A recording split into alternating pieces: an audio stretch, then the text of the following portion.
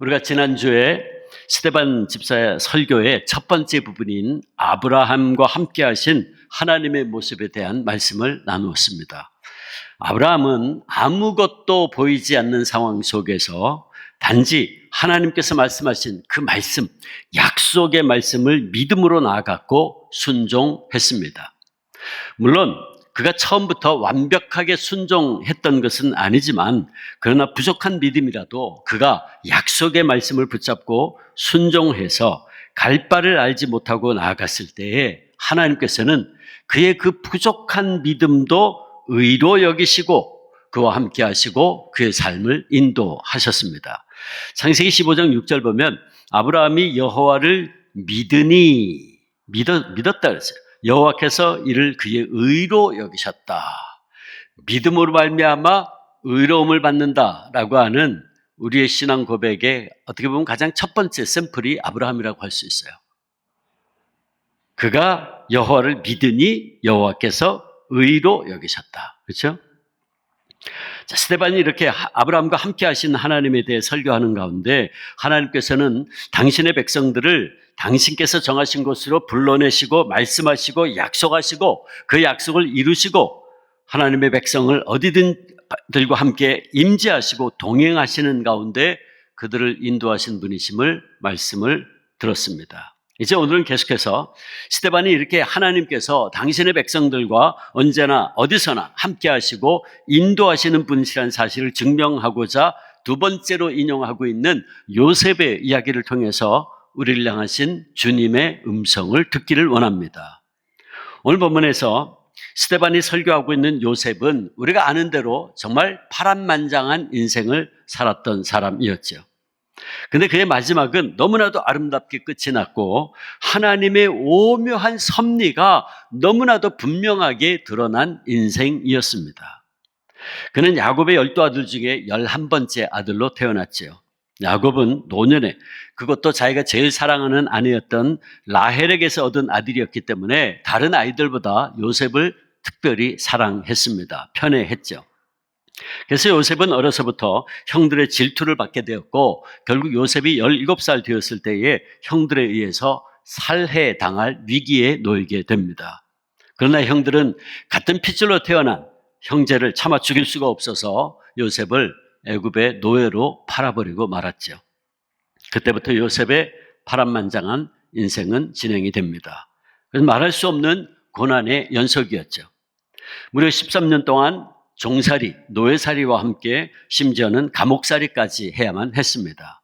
그러나 그 모든 환난과 고난 가운데서도 하나님의 이 섭리의 손길이 요셉과 함께 하셨고 마침내 그는 애굽과 자기 집안의 온 집안의 통치자로 우뚝 서게 됩니다.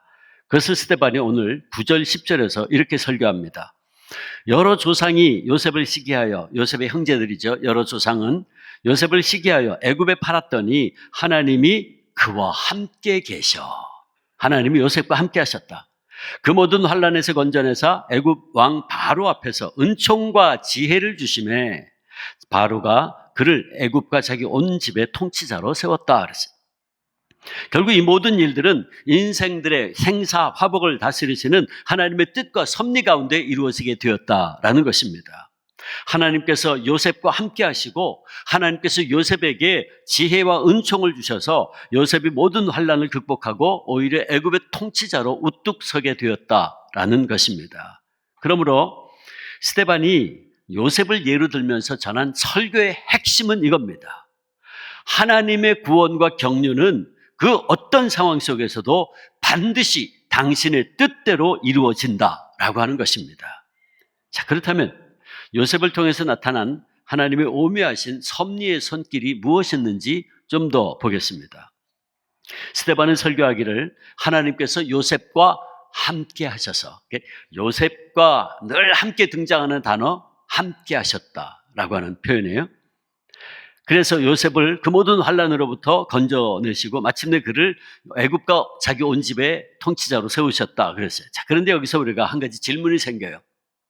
그것은 스데반의 말대로 하나님께서 요셉과 함께 하셨다면, 하나님이 요셉과 함께 하셨다면 왜 요셉이 애굽에 팔리게 내버려 두셨나? 그 질문이 들어요. 처음부터 팔리지 않게 하셨다면 될 것을 왜 그대로 내버려 두셨을까? 또 요셉이 애굽의 노예로 팔려갔을 때 정말 하나님이 그와 함께 하셨다면 하필이면 왜 그 고통스러운 노예살이와 더불어서 심지어는 억울한 감옥살이까지 하도록 내버려 두셨나? 그런 질문이 생겨요. 좀 더 편하고 쉬운 길을 거쳐서 그로 하여금 애굽의 총리가 되게 하실 수도 있었을 텐데 왜 굳이 그렇게 생고생을 하게 한 뒤에 그를 애굽의 총리로 세우셨냐? 그런 질문이 생깁니다.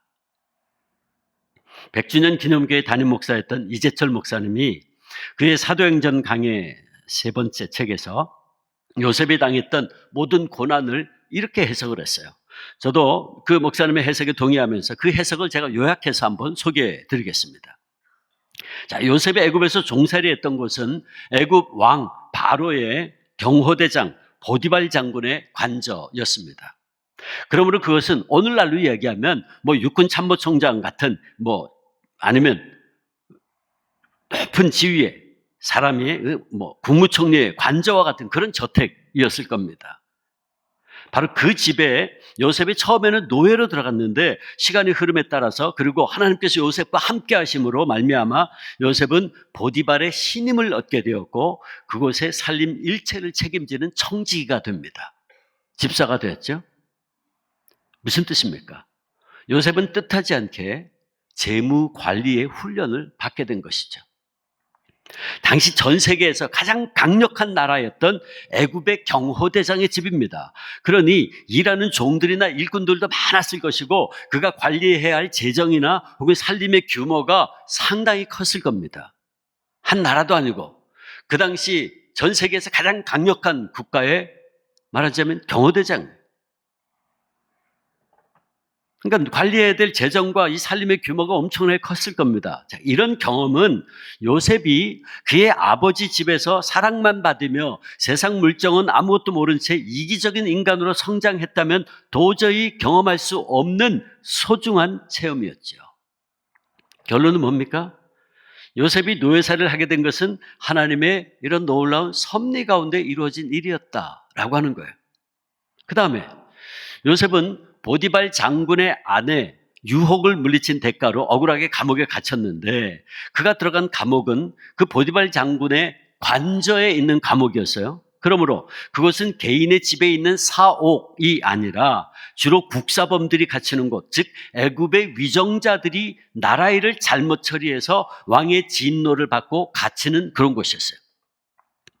창세기 39장 20절 보면 이런 말씀이 있어요.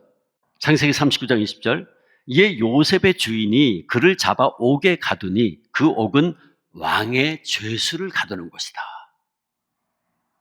그냥 잡범들이 갇히는 그런 곳이 아니었어요. 왕의 죄수들이 갇히는 것이었다. 결과적으로 그곳에서도 하나님의 은혜로 옥사장의 신임을 얻게 된 요셉은 그곳에 수감된 소위 말해서 국사범들, 즉 정치범들을 섬기는 일을 하게 됩니다. 창세기 39장 21절 22절 여호와께서 요셉과 함께 하시고 그에게 인자를 더하사 간수장에게 은혜를 받게 하심에 간수장이 옥중 죄수를 다 요셉의 손에 맡김으로 그 재반 사물을 요셉이 처리하고 근데 나중에 보면 요셉은 그 감옥에서 왕의 관원장들을 만나게 돼요. 관원장들은 그 당시에 장관에 해당하는 직급입니다. 이재철 목사님 표현대로라면 요셉은 이번에도 감옥에 수감된 이 왕의 죄수들, 정치범들의 수발을 들면서 뜻하지 않게 그들을 통해서 인사관리 훈련, 정치 수업, 즉 국사의 운영에 대한 가르침을 받게 되었다는 거예요. 그러므로 생각해보면 그 당시 전 세계에서 최강국이었던 애굽에서의 이 고통스러운 노예살이와 억울한 감옥살이를 통해서 요셉은 오히려 나라의 재정을 관리하는 훈련과 인사관리 훈련 그리고 정치 수업까지 받게 되었다는 거죠. 그리고 그런 훈련은 후에 그가 애굽의 총리가 국무총리가 되었을 때에 빛을 발하게 되었죠. 그러니까 이런 일들은 요셉이 애굽의 종으로 팔려오지 않았더라면 결코 받을 수 없는 훈련이고 어떤 값을 치루어도 도저히 받을 수 없는 값진 훈련들이었습니다. 결국 모든 것들은 다 하나님의 놀라운 섭리와 계획 가운데 이루어진 한치의 오차도 없이 이루어진 일들이었다 하는 사실이에요. 그래서 이 모든 내용을 오늘 본문에서 스데반은 그냥 한마디로 요약하는데 9절 10절에 하나님이 그와 함께 계셔 그 모든 환난에서 건져내셨다라고 표현한 거예요. 따라서 결론은 하나님이 요셉과 함께 하셔서, 즉 하나님께서 요셉의 이 고난과 역경을 포함한 그의 모든 삶의 순간순간마다 보디발의 집사로 있을 때든지 억울하게 감옥에 갇혀 있을 때든지 당신의 섭리와 계획 가운데 그를 인도하셨다라는 말씀입니다. 그것이 바로 함께 하사라는 표현 속에 담겨져 있는 내용들이에요. 자, 그렇다면 요셉을 향한 하나님의 섭리와 계획은 무엇이었습니까? 이제 스데반이 하나님의 그 섭리에 대해서 본문에서 계속 이렇게 설교합니다. 11절에 13절. 그때에 애굽과 가나안 온 땅에 흉년이 들어 큰 환란이 있을세 우리 조상들이 양식이 없는지라 야곱이 애굽에 곡식이 있다는 말을 듣고 먼저 우리 조상들을 보내고 또 재차 보내매 요셉이 자기 형제들에게 알려지게 되고 또 요셉의 친족이 바로에게 드러나게 되니라. 이때 애굽과 지중해 일대를 강타한 대기근은 모든 사람에게 커다란 고통을 가져다 주었고 이는 가나안 땅에 살고 있던 야곱의 가족들도 예외가 아니었습니다. 대식구를 거느린 야곱은 양식을 구하기 위해서 아들들을 애굽으로 보냈고 마침내 요셉과 형들의 20년 만에 극적인 만남이 이루어지게 됩니다. 그리고 요셉의 입장에서 본다면 그 형들과의 만남의 순간은 자기가 당한 과거의 일을 복수할 수 있는 절호의 기회였죠. 그러나 스데반은 이때 요셉의 반응을 이렇게 요약합니다. 14절. 요셉이 사람을 보내어 그의 아버지 야곱과 온 친족 75 사람을 청하였다. 사람을 청했다. 요셉은 자신을 팔았던 이복 형들에게 복수를 한 것이 아니라 오히려 그들을 선대했고 사람을 보내서 사랑하는 아버지 야곱과 형들 그리고 모든 가족들 75명을 애굽으로 청했다 하는 거예요. 근데 여기서 중요한 것이 요셉이 사람을 청했다라고 하는 단어가 중요해요. 스데반 집사가 여기서 사람이란 말을 어떤 단어를 썼냐면 특별한 다른 단어를 썼어요. 성경에 특별히 헬라어 성경에 신약 성경에 사람이란 말을 가장 많이 쓰는 말이 안드로포스란 말이에요. 안드로포스. 이 단어가 560회 사용됐어요. 보통 그냥 사람을 지칭할 때는 안드로포스란 말을 씁니다. 그런데 스데반 집사는 이 사람이란 단어를 그 단어를 쓰지 않았어요. 영혼, 목숨, 생명을 의미하는 헬라말 프시케란 말을 썼어요. 그러니까 스데반은 애굽으로 간 75명이 기근으로 인한 죽음의 위기에서 하나님의 섭리 가운데 그 목숨뿐만 아니라 영혼을 건짐받은 자들이었다라는 사실을 강조하기 위해서 프시케라는 단어를 의도적으로 썼어요. 그러니까 이 단어에 의하면 요셉은 단순히 사람들을 초청한 것이 아니었다는 거죠. 다시 말해 친족들을 불러다가 애굽에 관광시켜주고 아니면 내가 이렇게 성공했다는 것을 보여주는 것으로 그치지 않았다는 거예요. 그는 하나님의 섭리 가운데 일어난 이 모든 일들을 깨닫고 가족들의 생명을 책임져 주기 위해서 청했다는 것입니다. 바로 그 일을 위해서, 즉 생명을 살리는 일을 위해서 하나님께서 그동안 자신을 그렇게 훈련시키고 마침내 하나님의 섭리의 때가 되어서 자신을 애굽의 국무총리로 세우는 은혜를 베풀어 주셨구나 하는 것을 깨닫던 겁니다. 그 사명, 그 생명을 살리는 일을 위해서 요셉이 가족을 초청했다는 거예요. 이게 사람을 초청했다라는 단어가 지금 뜻하고 있는 말이에요. 우리는 이것을 요셉의 고백을 통해 분명히 알 수 있게 되는데, 자, 요셉의 형들은 자신들 앞에 서 있는 애굽의 총리가 그들이 20년 전에 팔았던 요셉임을 알게 되죠. 그때 아이고 큰일 났구나. 이제 우린 다 죽었다 라고 생각했어요. 요셉이 복수할 거라고 생각했기 때문이었죠. 근데 요셉이 형들에게 이렇게 말했죠. 여러분 잘 아시잖아요. 창세기 45장 5절에서 8절.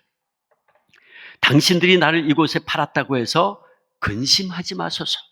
한탄하지 마소서. 하나님이 생명을 구원하시려고.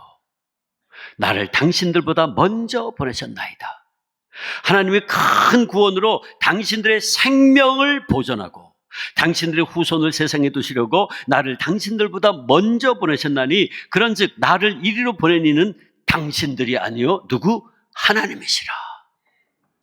또 창세기 50장 20절도 같은 말을 반복합니다. 당신들이 나를 해하려 하였으나 하나님은 그것을 선으로 바꾸사 오늘과 같이 만민의 생명을 구하게 하시려 하셨나니. 생명을 구하려고. 요셉이 그 많은 환난 중에 깨닫게 된 가장 중요한 진리가 바로 이것이었어요. 그 모든 것이 생명을 구원하시려는 하나님의 섭리였구나 하는 걸 깨달았다는. 지금도 모든 걸 섭리하고 이끌어 가시는 분이심을, 그 하나님이, 역사의 주관자이신 그 하나님이 지금도 모든 걸 이끌어가는 분을 깨달았다는 거죠.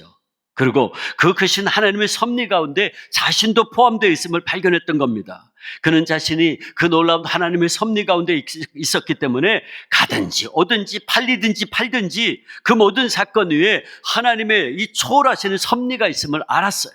그러기에 그는 형들에 의해 종으로 팔렸어도 절망하지 않을 수 있었고, 억울하게 옥살이하면서도 낙심하지 않을 수 있었고, 애굽의 총리가 된 후에는 교만에 빠지거나 형들에게 복수하지 않을 수 있었던 겁니다. 이 모든 과정들, 이 시련도 눈물도 실패도 성공도 다 하나님께서 자기밖에 모르던 철없던 요셉을 사람의 생명을 살리기 위한 도구로 세우시기 위한 하나님의 섭리의 과정이었다 하는 것입니다. 사랑하는 성도 여러분, 여기서 우리는 신앙이 뭔지를 다시 한번 깨닫게 되죠. 하나님의 섭리를 믿는 신앙이란 무엇입니까? 그것은 좋은 일이든 나쁜 일이든 모든 것이 다 하나님의 뜻에 따라 일어난다고 믿는 것입니다. 우연은 존재하지 않는다고 믿는 신앙, 이것이 천지를 주관하시는 하나님을 믿는 섭리 신앙이죠. 우리가 이 신앙이 있어야 돼요. 하나님이 왜 자기를 그 불행한 상황 속에서 고통당하게 하시는지 당장은 알 수 없었지만 그에게는 한 가지 믿음, 이 하나님의 섭리를 믿는 믿음이 요셉에게 있었다는 거예요. 요셉이 이 믿음을 가졌기에 그 수많은 세월과 함께 고통과 시련의 때가 지나간 후에도 그의 형들에게 형님들 나를 애굽에 보낸 것은 당신들이 아닙니다. 하나님이십니다. 라고 고백할 수 있었고, 그런 차원에서 형들을 무조건적으로 용서할 수 있었던 겁니다. 모든 것이 하나님의 뜻과 섭리 가운데 진행되어 온 일인데 내가 어찌 형들에게 복수할 수 있겠냐라는 거죠. 이후에 아버지 야곱이 죽고 나니까 그의 형들은 다시 한번 두려움에 떨기 시작합니다. 창세기 50장 15절에 보면 떨고 있어요. 그동안에는 아버지 야곱이 살아있었기 때문에 요셉이 우리를 해코지하지 않았는데 이제 아버지 야곱이 죽었으니 이제 분명히 요셉이 우리를 해코지할 거다. 두려움에 떨죠. 그때 떨고 있는 형들에게 요셉이 다시 말합니다. 창세기 50장 19절에서 20절. 두려워하지 마소서. 내가 하나님을 대신하리이까. 당신들은 나를 해하려 하였으나 하나님은 그것을 선으로 바꾸사 오늘과 같이 많은 백성의 생명을 구원하게 하시려 하셨나니 당신들은 두려워하지 마소서.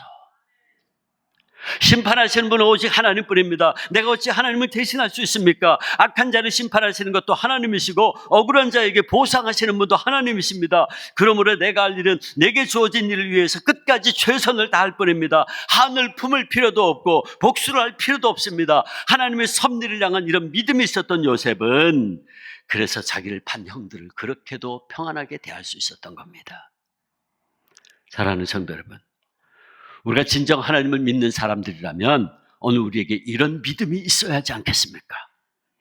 우리도 오늘 개인적으로, 가정적으로, 사회적으로, 국가적으로 많은 어려움에 처해 있습니다. 아마 우리 가운데는 개인적으로 병든 분들도 있을 것이고, 사업에 어려움 가운데 있는 분이 있을 것이고, 자식들 문제 때문에 속상해하는 분도 있을 것이고, 직장에서 인간관계 때문에 힘들고 억울해하는 분들이 있을 거예요. 그러나 우리에게 하나님의 이 섭리에 대한 신앙만 있다면 우리는 겪고 있는 그 모든 사건들 속에서도 우리는 평화로울 수 있게 될 것이고, 결국에는 합력해 선을 이루시는 하나님을 믿는 믿음 가운데서 삶의 여러 가지 질곡과 문제와 고통과 억울함 속에서도 오히려 우리는 하나님을 찬양할 수 있게 될 것입니다. 사랑하는 성도 여러분, 그렇습니다. 하나님의 섭리는 참으로 오묘한 방법으로 오늘도 우리 각자의 삶과 우리 민족과 온 우주와 역사를 주관하고 계시는 줄 믿습니다. 그리고 그분의 오묘한 섭리 역사는 결국 모든 것을 합해서 선을 이루게 하실 줄 믿습니다. 오늘 삶의 현장에서 고통과 시련 가운데 놓여 있는 분들이 있습니까? 도무지 내 삶 속에 일어나고 있는 복잡하고 해결하기 힘든 문제 때문에 고통스러워하는 분들이 있습니까? 왜 내 삶 속에 이런 일들이 일어나는지 이해할 수 없어 탄식하는 분이 있습니까?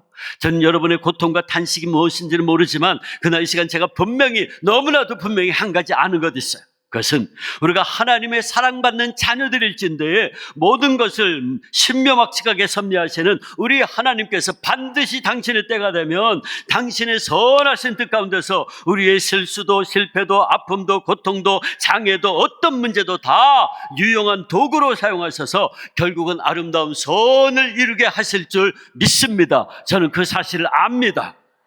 로마서 8장 28절 우리가 알거니와 하나님을 사랑하는 자 곧 그의 뜻대로 부르심을 입은 자들에게는 모든 것이 합격하여 선을 이루느니라.